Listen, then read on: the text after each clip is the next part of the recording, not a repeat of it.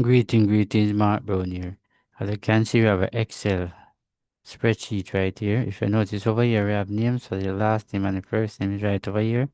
You notice right here, first name, last name. We want to put all the first name here.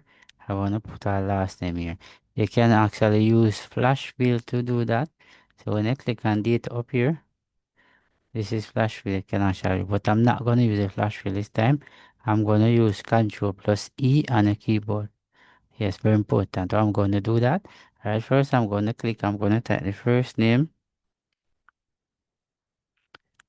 like that right there. All right, let me take off the capital right there. All right, I'm going to type that. I click on the bottom and then I'm going to press Ctrl+E. If you notice, all the name them come right here. All right, I'm going to type the last name. Then I put the cursor on the bottom, press Ctrl. See, you notice all the name they fly down. You just imagine you have 2000 names. I just wanted to do that. You can simply use the Control and E to do that. Yes, it's very important.